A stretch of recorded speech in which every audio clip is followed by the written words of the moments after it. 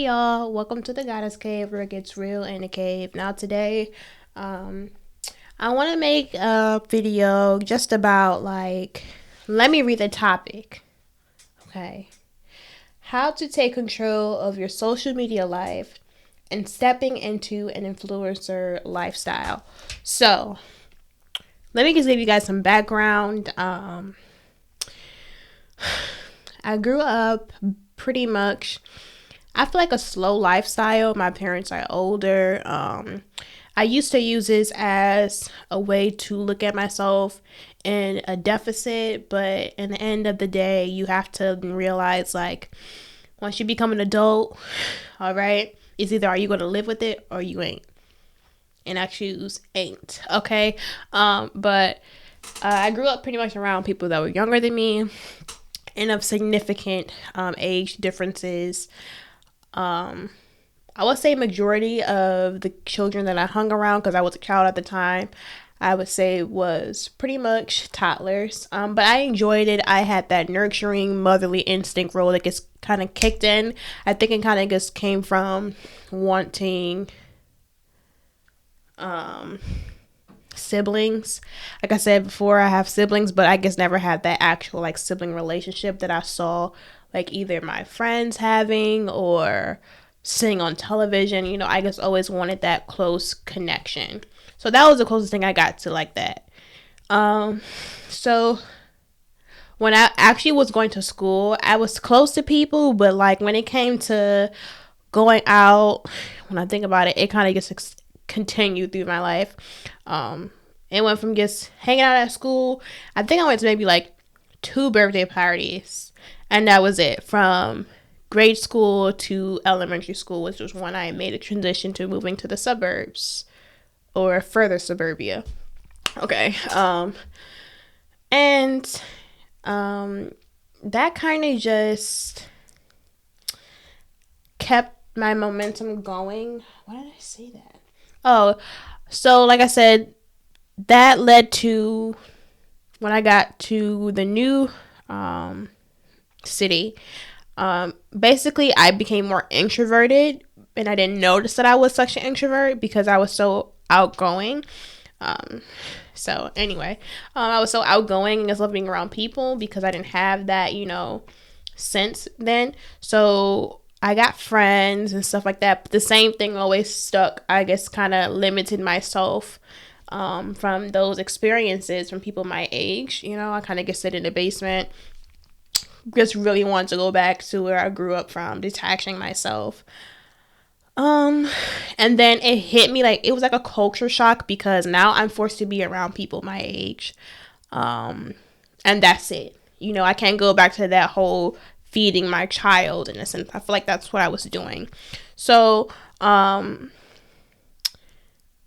it was just weird and awkward, I noticed certain things I felt like I was kind of delayed, I was the right age, but just as far as experiences, I kind of felt that deficit starting then. Once I was in 7th grade, I actually transferred school districts when I got to 8th grade. I just finished out my 7th grade year. So, from that point, I became more introverted, and it just got worse and worse and worse. Same things kept going on. See you at school, and then I'm in my room. So I would say I got my first smartphone. It was a HTC phone. I hated that phone. The 3D phone, the Evo. I got that.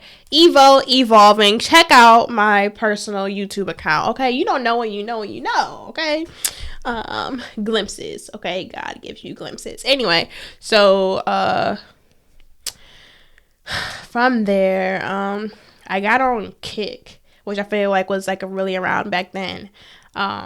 Because my friends are on Kick, and because I didn't have an iPhone, I couldn't do the group messaging. So that was when I really started feeling that deficit of I'm outside of the norm of people my age. I fell behind. From there, that's when I kind of got introduced to, I'm not saying introduced to guys, because I had a crush back when I was in middle school, but I guess didn't act upon those things because that wasn't I mean, I'm a kid, like, as you should. These kids nowadays, that's a totally different story, but I'm here to help this generation of new kids coming up, so you can know that it may be a little bit more, I don't know, in your face because of social media, but the same rules still apply at every season of your life, okay? The same game still going on. So, that's when I got begin to like realize, like, okay, guys are really cute, you know, and they're just not like guys or whatever. So that gets downhill. Okay, I think my lack of experience, my parents really didn't have those conversations with me about those types of things. There was no dating. Mind you, on top of everything else, I had like a limited perception of my parents at the time, so I wasn't open.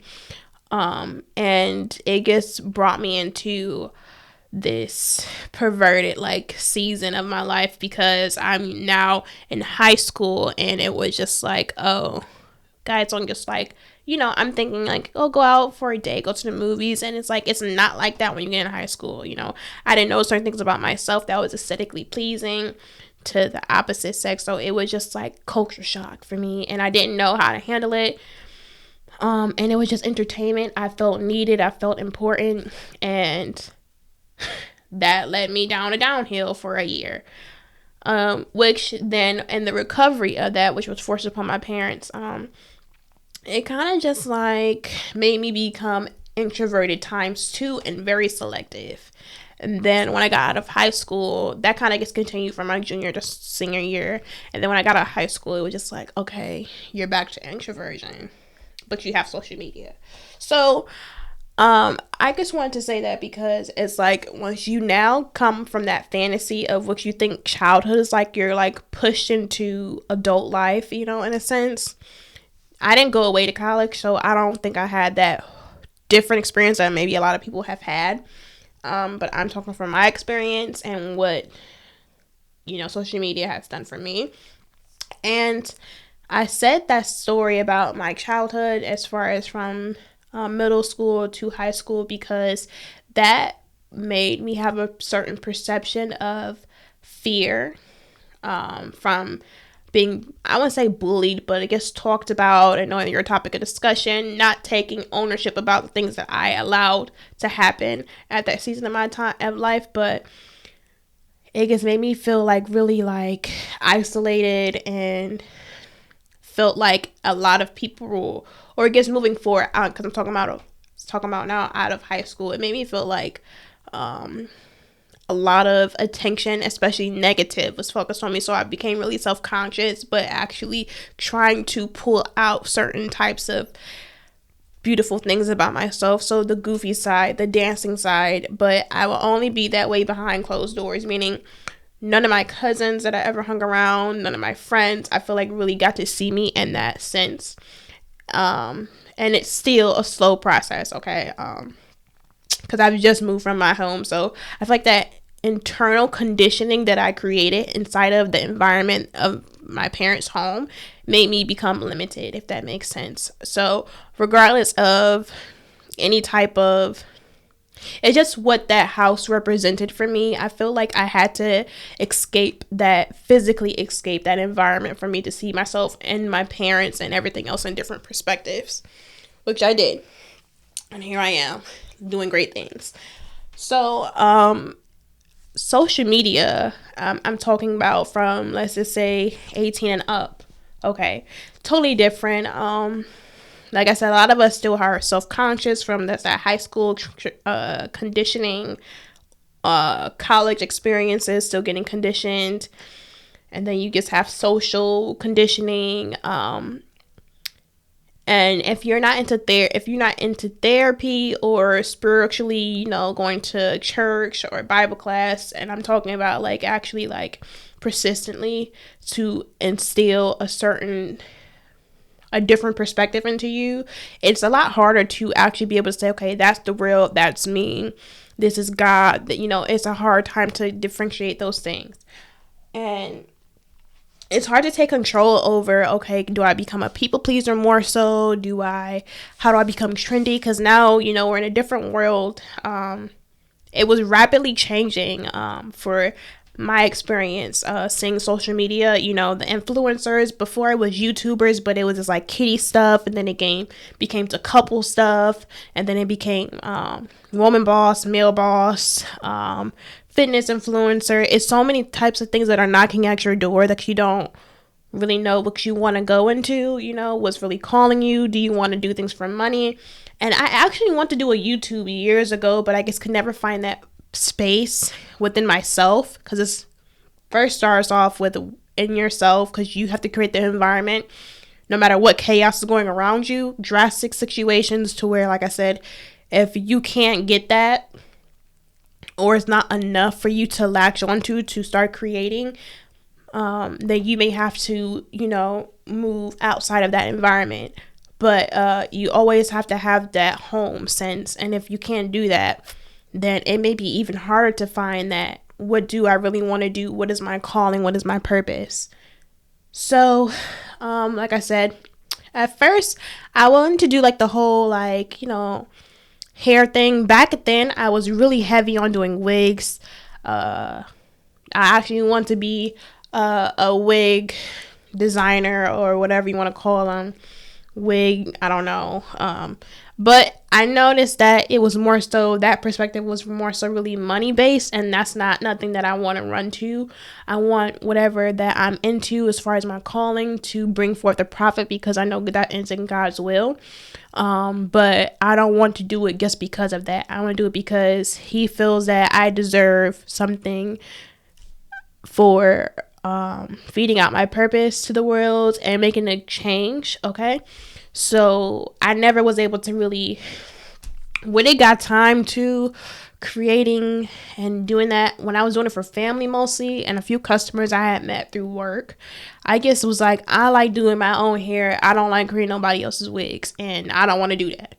I don't want to spend my life sewing and doing that. That's not me. Maybe down the line, I would like to start a wig line, but that's just selling it, okay? I want to just be the overseer of that and have someone underneath me. You know what I'm saying? Because I do love hair. I love wigs. And I feel like I would be good at picking out, you know, it's a CEO. Okay? Nothing more than that. I don't want no hands-on with that. Because...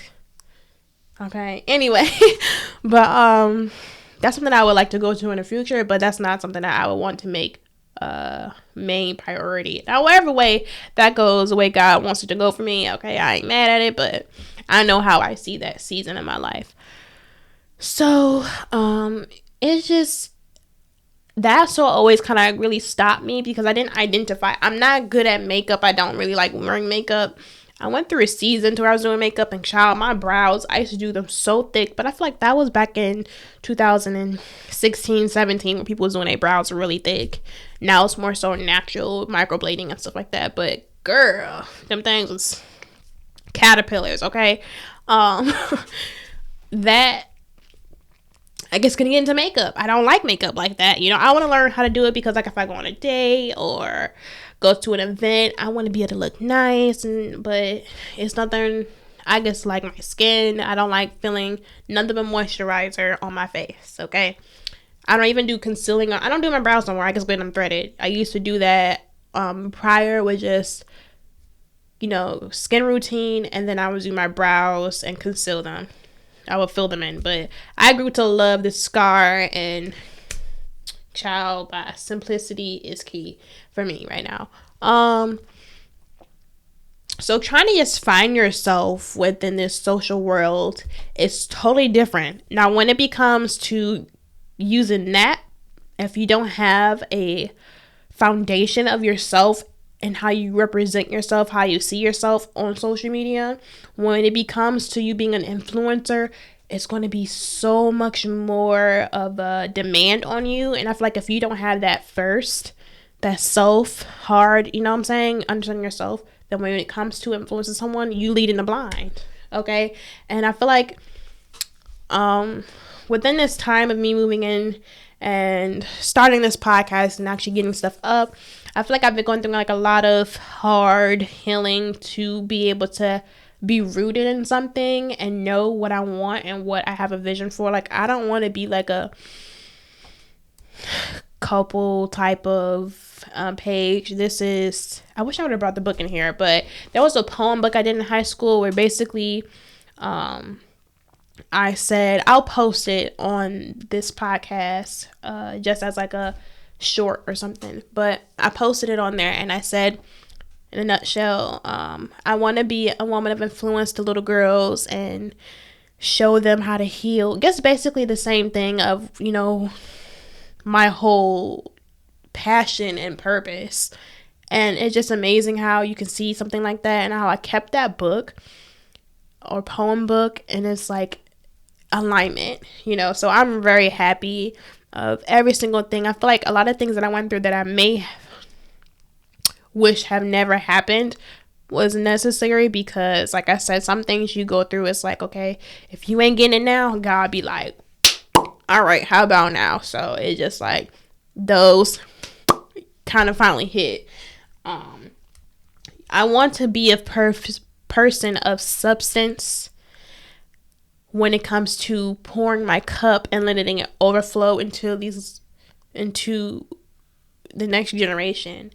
I know there will be some things and that I had to take pride in that and making mistakes. I feel like some things, like I said, within my first 2 seasons, some things that I went through, but especially when I got into therapy, made me feel so guilty about the perspectives that I had back then.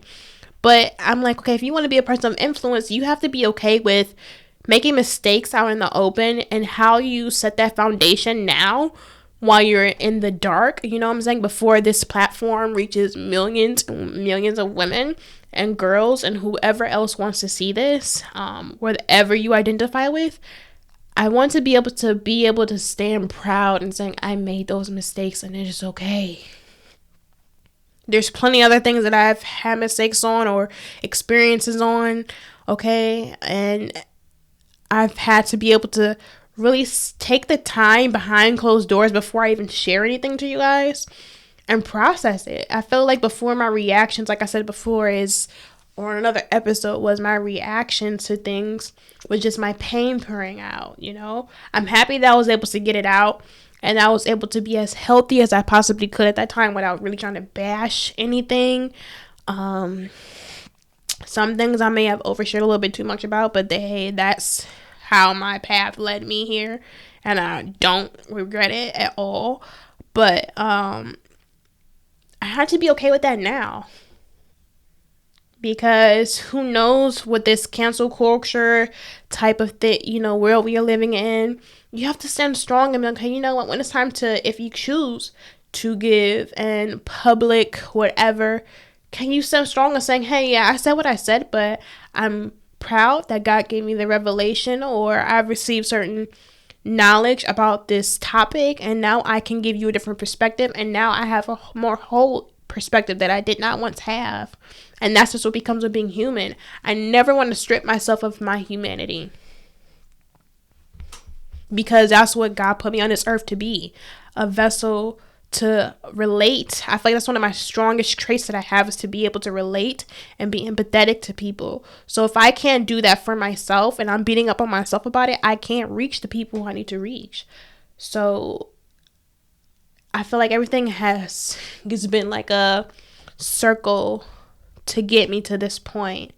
As you're stepping into your influencer roles, I just want to let you know, just take pride, take time, process whatever you have going on. Talk to someone about it who you know is not going to,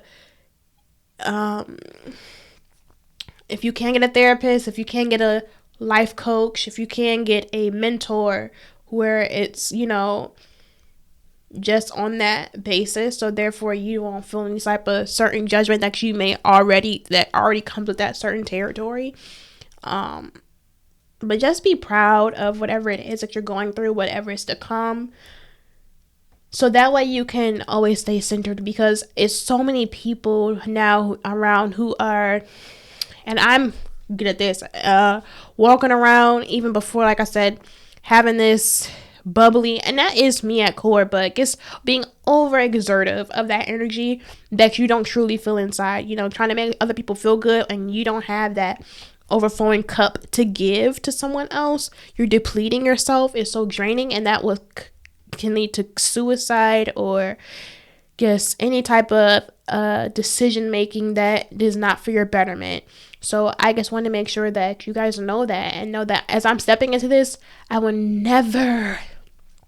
And that's what keeps me at core. And this is what I prayed for, is that I never want to, if I know I have a goal to be present in my own life, to be able to embrace those certain parts of me, if I feel like that is key, if I'm doing a vlog or something like that and I feel like I'm pouring too much and my cup isn't filled first before I pour into my passion, before I pour into my purpose, I have to stop. There will come another occasion to where I'll be able to embrace that and share it. But if my cup isn't filled, whether it's my family cup isn't filled, and I may say I want to vlog this that day, and I may make a promise to you guys that I want to vlog this, but if my cup isn't filled with my family, I can't give it to you. That's precious to me. Fill me first. Get my word in the Bible first. Get my education first. Get my knowledge first before I share anything. So I hope to become the most balanced influencer and show people how to keep that balance and not get overexerted, because as life progresses, as I step into relationships of romantically, family becomes more involved. I have now people who I employ. I have a family. I have to make sure I can stay as balanced as I can, so therefore I can be the best person that I can be. Stay as rooted as I possibly can. The best way I can that God has equipped me to be as He made me human to go through these things.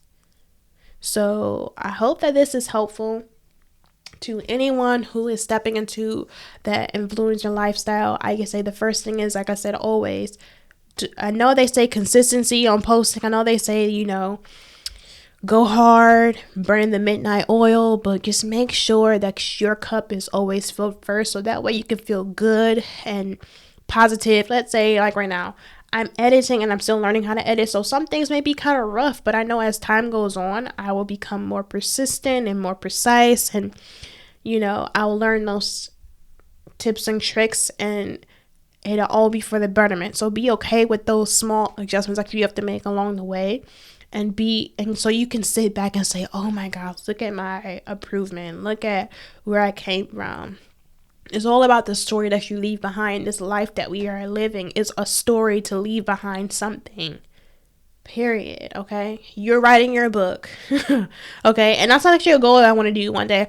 I want to be an author, to little girls, and write a little girl's book first.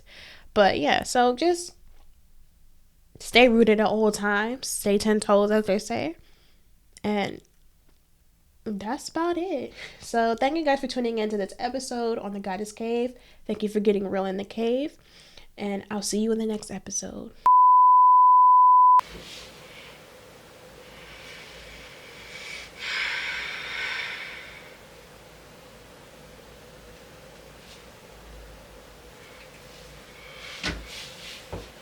Testing.